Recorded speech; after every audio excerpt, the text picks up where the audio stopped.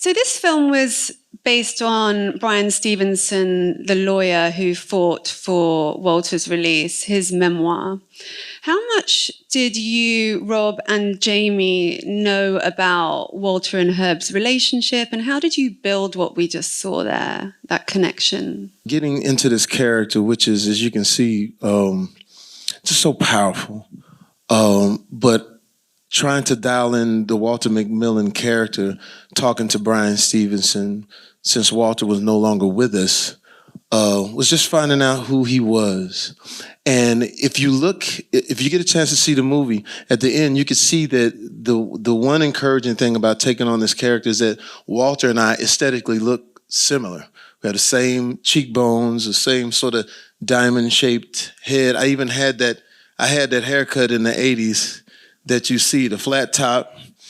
And so by having that, at least, close in proximity to the character, then it was just building what Walter was. And Brian said that although Walter was incarcerated, pulled over and accused of a horrible crime and put on death row without a trial, when he was inside, he tried to empower some of the other men that were in there. And I don't know how much you know about death row, but I got a chance to go to death row in San Quentin, and it's different. Everything is different. The whole climate and atmosphere. The worst thing that you can give anybody on death row is hope. And that's what Brian Stevens has said, that he tried to give the other inmates, that he gave them hope. And then when it came to myself and Rob, like I was saying earlier today, when you get a chance to see someone who comes from a different place, who has the same passions, the same talents, and now here you are about to do something remarkable, it was just amazing to be in proximity with him and what he was doing with his character. There was just an immediate, we connected, because as Destin shot, we were all in 3 different cells, so we couldn't actually see each other. And he had 3 cameras in the cell, but we could feel each other from hanging out and me seeing him and knowing his talents and things like that and what he wanted to do with the character. So there was definitely that camaraderie before we turned the camera on. So by the time that you saw us on screen, you felt like we had known each other for a long time. After reading the book, because I wasn't even familiar with the whole thing, I just known about the justice system being crooked.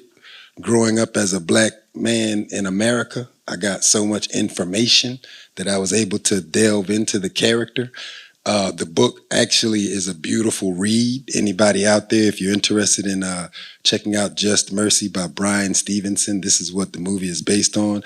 It's so much other stories and beautiful information in that book alone that will actually propel you and make you want to do something about our justice system also.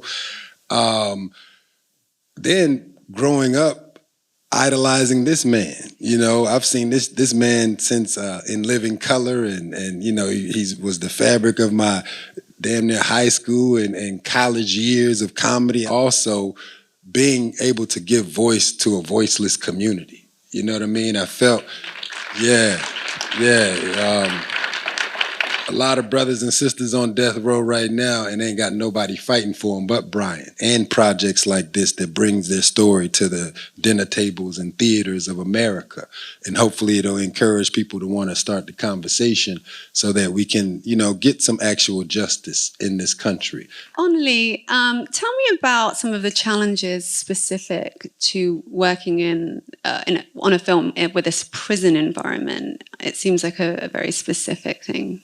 There was a lot of research that went involved. One thing that I learned is when someone is being taken for their execution, all the other inmates know, and it's a very eerie and quiet day. And then before the actual deed is done, the whole prison gets extremely loud to do anything they can to frighten the people that are watching this horrible event.